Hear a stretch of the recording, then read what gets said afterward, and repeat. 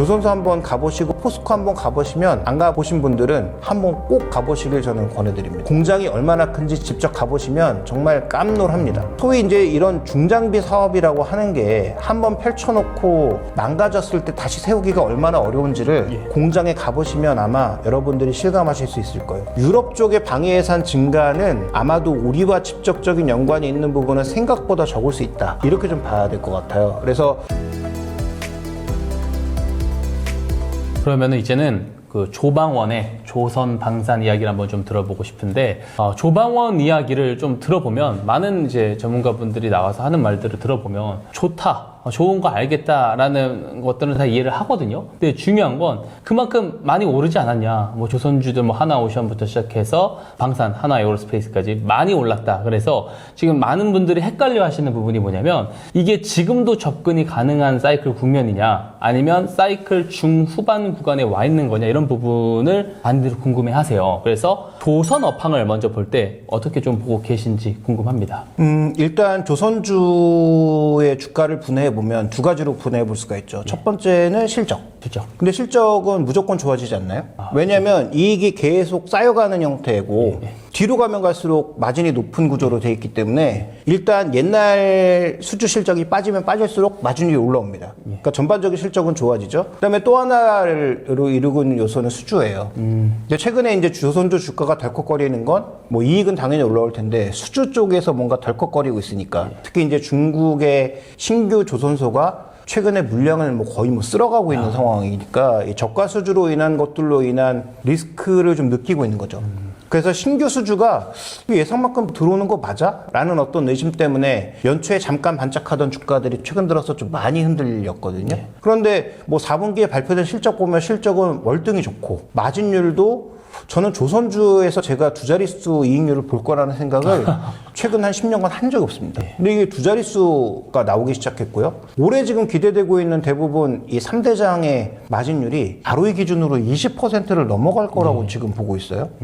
그러면 우리가 지금 우려하고 있는 이 신규 수주가 마스가로 채우던 LNG로 채워지면 조금 더 주가가 갈 수 있지 않을까요? 그래서 제가 보기에 끝났다라고 보기는 어렵고 중간은 넘은 건 거의 확실해 보여요. 중간을 넘은 건 확실해 보이는데 끝을 향해 가고 있다? 저는 뭐 그렇게 보지는 않습니다. 중반은 넘었지만 아직 끝은 아니다 이렇게 말씀을 해주셨는데 3대 그 조선 이야기를 하셨어요. HD현대중공업이라든지 뭐 삼성중공업, 뭐 하나오션 이런 구도는 어떻게 좀 보고 계신지도 궁금합니다. 그러니까 이게 마스가를 보는 3사의 구도가 다 달라요. 그러니까 하나오션이 가장 적극적으로 뛰어들어서 미국 조선소까지 인수하고 지금 뭐 더 추가 인수한다 이렇게 얘기가 나오고 있는 상황이고 HD현대중공업은 우리는 울산과 여수, 여천 이쪽을 지킬래 라는 관점이잖아요. 그러니까 미국 거 우리 조선소에서 만들어줄게 그거 가져가 이렇게 얘기하고 있는 거고 삼성중공업은 마스가 모르겠고 이거고요. 그러니까 삼성중공업이 어떻게 보면 주인도 약간 없는 것 같고 그렇죠. 뭔가 지금 정체성을 찾기는 힘든 그런 상황이지만 지금 이 3사의 전략이 다 다르기 때문에 이건 오늘 나온 그 맵이라고 하는 미국의 이 무기 관련된 법안이 어떻게 되느냐에 따라서도 달라질 수밖에 없고 마스가 1,500억 불 펀드가 언제 어떻게 집행되느냐에 따라서도 다 달라질 수밖에 없다. 그래서 조선주는 그냥 넉놓고 그냥 예전처럼 가만히 들고만 있으면 올라가는 그런 시대는 지난 것 같고 해당 뉴스에 따라서 종목을 갈아타거나 빠르게 비중 조절을 좀 해야 되는 굉장히 다이내믹한 그런 거래를 해야 되는 시점에 들어왔다라고 저는 봅니다. 그래서 예를 들어서 지금 그 MAP에서 얘기하고 있는 맵에서 얘기하고 있는 게 뭐냐면 초도 물량 외국에서 만들 수 있지. 근데 두 번째 물량부터는 미국에서 만들어야 될 걸? 이라고 하는데 그게 가능하냐는 거죠. 왜냐하면 미국에 필리조선소 있는데 우리나라 조선소 가보시면 아시겠지만 조선소 한번 가보시고 포스코 한번 가보시면 안 가보신 분들은 뭐 견학이 될지 모르겠는데 한번 꼭 가보시길 저는 권해드립니다. 2차 전지 공장도 한번 꼭 가보세요. 두산 에너빌리티 공장도 가볼 수 있으면 꼭 가보시길. 공장이 얼마나 큰지 직접 가보시면 정말 깜놀합니다. 이 소위 이제 이런 중장비 사업이라고 하는 게 한번 펼쳐놓고 망가졌을 때 다시 세우기가 얼마나 어려운지를 예. 공장에 가보시면 아마 여러분들이 실감하실 수 있을 거예요. 필리조선소 뒤에 지금 뭐가 있습니까? 거기서 도크 2개 딱 놓고 야드의 뒤에 아무것도 없는데 우리나라 지금 가보시면 도크만 가득 찬 게 아니고 뒤에 야드가 엄청나게 가득 차 있어요. 그러니까 도시 하나를 그냥 다 조선업이 하고 있다고 해도 과언이 아니에요. 근데 필리조선소에서 지금 뭘 합니까? 지금 1년에 2대 만드는 그 조선소에서 뭘 해요? 하나오션에서 돈 투입하면 바로 됩니까? 안 돼요. 거기 야드에다가 물건들 이만큼씩 쌓아두고 그 밸류 체인들을 다 갖춰놔도 당장 생산해낼까 말까 한 상황입니다. 그러니까 지금 초도 물량 한국이나 일본에서 하고 두 번째 물량부터 가져와는 제가 보기에 완전 새빨간 거짓말이다. 그러면 이 전략상으로 봤을 때 만약에 이대로 미국 의회에서 확정한다? 그럼 HT현대중공업이 제일 유리해 보이잖아요. 네, 그렇죠. 미국에 돈 투입한 것도 없고 우리나라 미포조선 지금 싹 비워놓으려고 하고 있지 않습니까? 필리핀 수빅이랑 베트남 쪽으로 물량 다 빼서 원래 여기서 만들던 약간 돈 안 되는 고 사이즈, 딱 구남 사이즈의 것들을 해외로 빼고 여기다 미국 구남 사이즈 것들을 만들어서 처음에 얼개만 만들어줘서 미국으로 보내면 미국이 너희들이 우리한테 알려주고 싶지 않은 무기 같은 건 니들이 알아서 거기다 실어 라고 하면 제가 보기엔 가장 깔끔하거든요. 근데 하나오션처럼 예를 들어서 처음부터 다 만들면 나중에 미국이 정말로 비밀로 하고 싶은 무기 체계 같은 것들을 실을 때 어떻게 할 거냐는 거죠. 필리조선소에서 처음부터 만들었는데 무기 때부터는 한국인들 다 나가 할 거예요? 이게 또 안 될 거란 말이죠.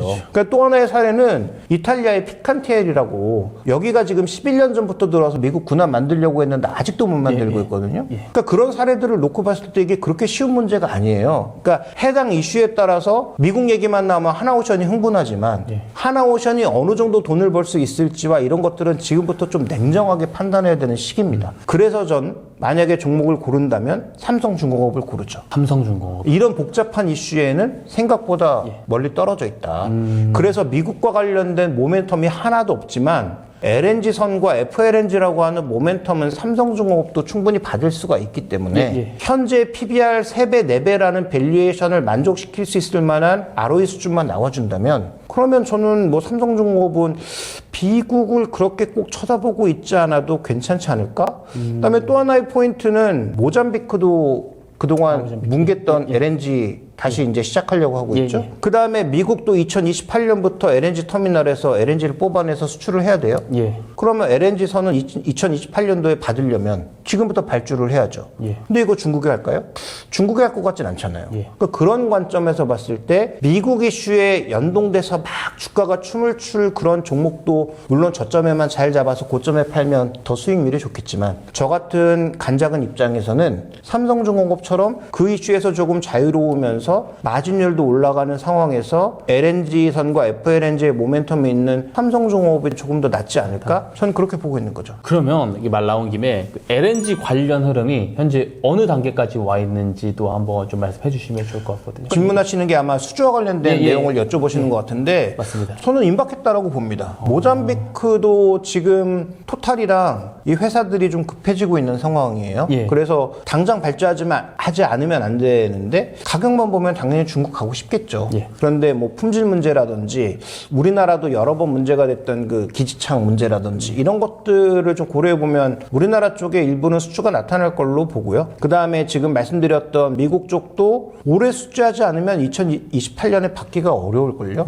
그래서 그런 측면에서 아마 수주와 관련된 모멘텀은 저는 뭐 상반기 내에 조금 더 가시적인 수주들이 나오지 않을까. 상반기. 네. 근데 이건 뭐 말씀드렸던 3사 모두 받을 수 있는 물량들이긴 합니다.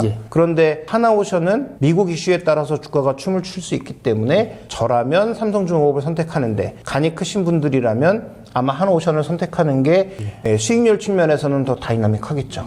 아무래도 미국 이슈가 없는 삼성중공업이 상대적으로도 좋아 보인다 이렇게 말씀까지 해주셨습니다. 그러면 자연스럽게 이제 방산으로 넘어가서 좀 이야기를 좀 해보고 싶은데 방산 업종의 흐름 자체를 지금 어떻게 좀 평가하고 계신지 궁금합니다. 그러니까 방산을 이것도 똑같이 수주 산업이니까 실적하고 수주 두 가지 봐야 되는데 저는 여기서 한 가지 더 말씀드리고 싶은 건 이건 결국 방위비 문제잖아요. 그러니까 전 세계 국방 예산이 얼마나 늘어나는지 자체가 가장 핵심이라고 전 보거든요. 그래서 국방 예산이 늘어야 수주 좀 늘어날 수 있으니까. 근데 이게 저는 방산 쪽에서 이제 흐름이 좀 바뀌고 있다라고 보는 건 작년까지는 K2, K9이라고 하는 소위 이제 지상 무기가 중심이었잖아요. 그런데 지금 이란과 미국이 어느 정도 수준까지 갈지는 모르지만 오늘 우리가 방송 녹화하고 있는 기준에서는 근데 만약에 이게 심각한 수준으로 간다라고 하면 저는 유도무기하고 우주항공과 관련된 부분이 엄청나게 더 레코드가 쌓일 거라고 보거든요.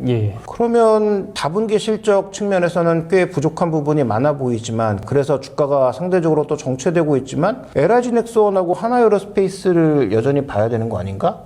그러니까 소위 발사체, 유도무기, 레이더 체계 그 다음에 드론 관련된 관제 이런 것들을 전반적으로 할 수 있는 기업들에게 우리가 좀 더 모멘텀을 줄 수밖에 없는 게 아닌가?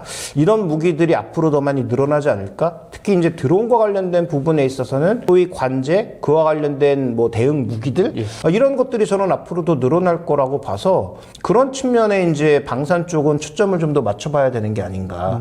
그래서 두 가지를 말씀드렸어요. 일단 전 세계 방위 예산이 계속 늘어나는지가 가장 중요한 포인트고 그 다음에 저는 이제부터는 K2, K9도 물론 중요하지만 이건 이제 잡힌 실적이라고 보고 있고 앞으로 더 늘어날 수 있는 실적은 오히려 뭐 드론과 관련된 이런 쪽의 종목군들을 좀 봐야 되지 않나 이렇게 좀 보고 있습니다. 그러니까 이제는 그동안은 뭐 K2 전차나 K9 자주포 쪽이 워낙에 이제 잘 판매가 되고 그쪽에 좀 시선이 주목이 되어 왔지만 앞으로는 뭐 유도 미사일이라든지 이런 공중무기 쪽으로 우리가 좀 집중을 해봐야 된다 이렇게 말씀을 하셨어요. 그리고 거기에서 중요한 포인트는 전 세계 이제 국방 예산이 평균적으로 늘어나느냐 이게 중요하다고 말씀을 하셨는데 미국을 한번 보게 되면은 그 트럼프 행정부 들어서서 향후 4년 동안 매년 8% 국방비를 줄이겠다 이렇게 이야기를 했고 반대로 나토를 한번 보게 되면은 GDP의 전체 2%를 방위비로 지출하겠다고 했지만 작년에 그 5%로 올린다라는 이야기까지 나왔거든요. 그러니까 이런 흐름들을 봤을 때 앞으로 좀 긍정적인 여파가 더 클 것이다라고 보시나요? 근데 이제 유럽은 조금 우리가 주의해서 봐야 되는 게 여기서 방위 예산이라고 집어넣는 건 방위를 위해서 만드는 다리까지도 다 방위 예산에 포함되는 거예요. 그러니까 무기만 포함되는 건 아닙니다. 그럼 무기 획득 예산을 더 면밀히 봐야 된다라고 보시나요?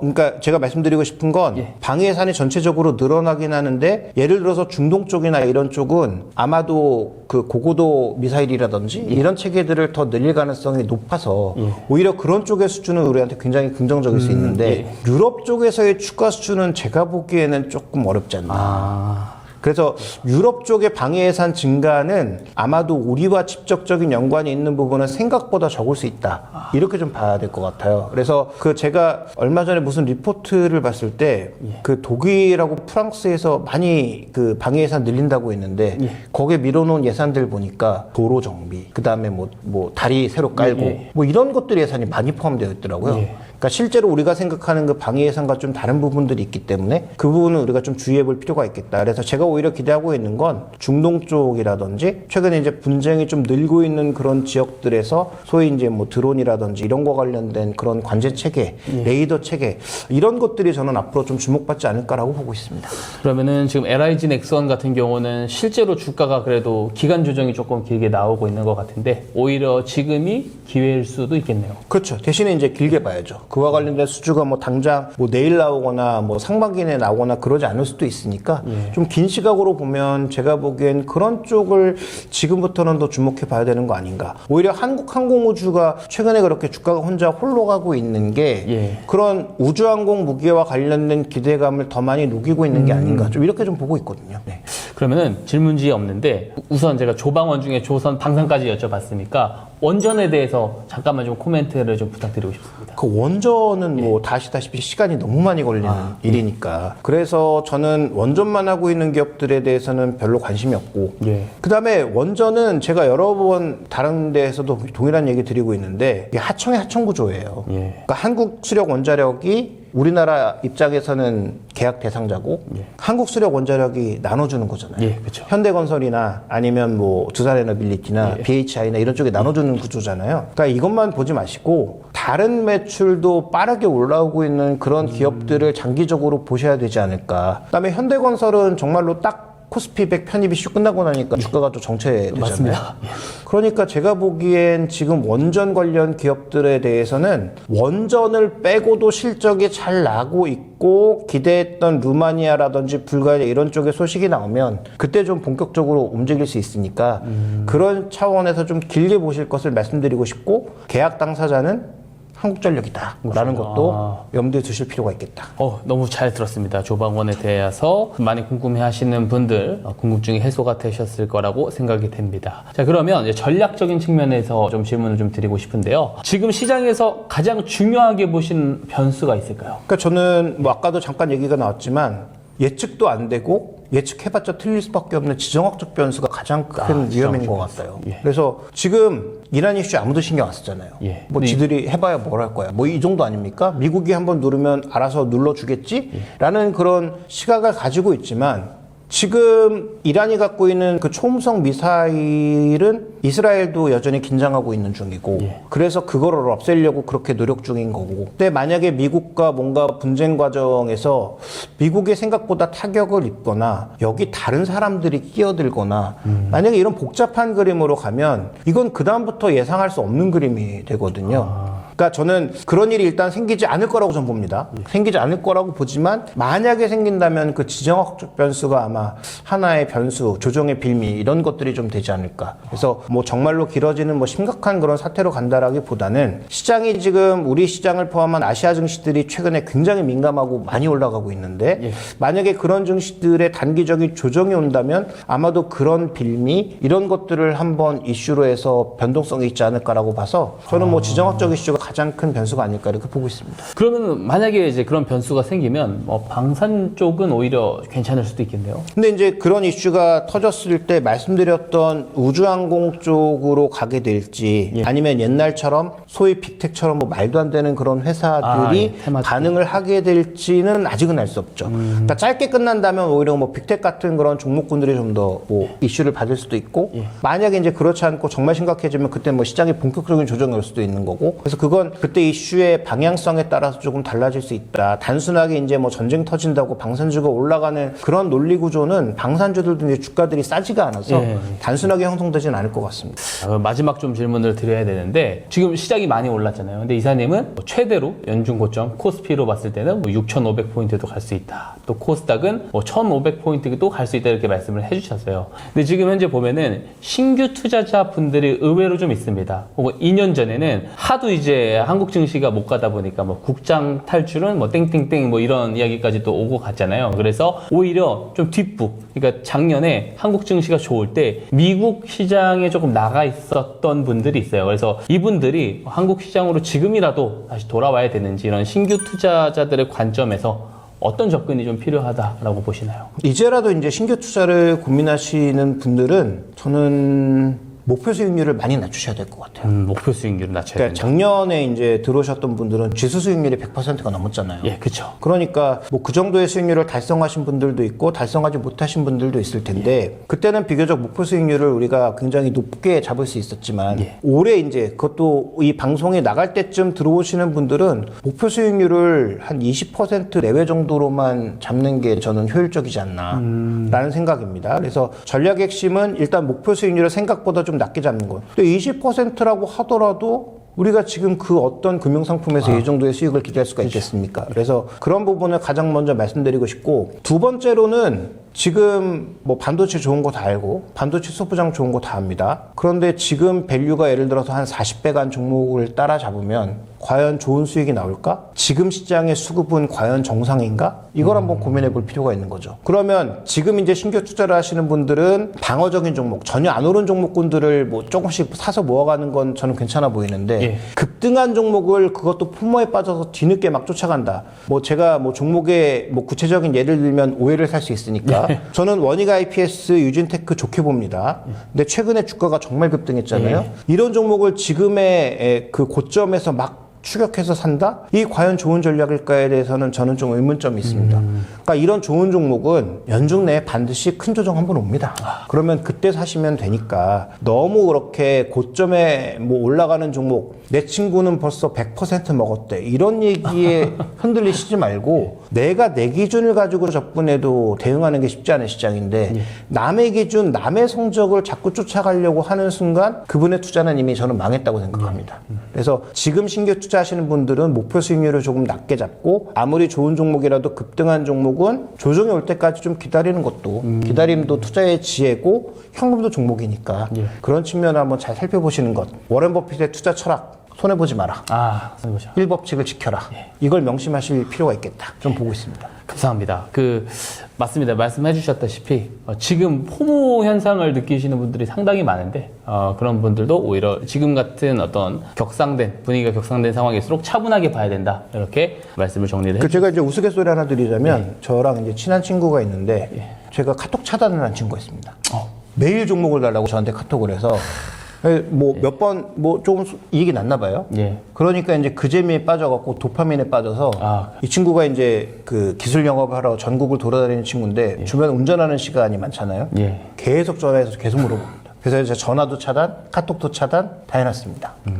상승 장로 때마다 이렇게 오는 현상 중에 하나인 것 같습니다. 그래서 그런 사이가 되지 않기 위해서라도 제가 보기엔 주변에 누구에게 자꾸 묻고 자기가 모르면 제가 보기엔 투자를 조금 공부하시고 하는 게 좀 더 좋은 전략이 아닌가. 내가 내 기준이 없으면 계속 흔들릴 수밖에 없다. 자, 그런 분들일수록 오늘 김종효 이사님 인사이트를 보셨다면 도움을 좀 받을 수 있지 않을까 그런 생각을 하고요. 마지막까지 자세한 답변 잘해주셔서 감사드립니다. 좀 자주 모셔야 될 것 같습니다. 아쉽지만 오늘은 김종효 이사님 여기서 보내드리도록 하겠습니다. 이사님 감사합니다. 감사합니다.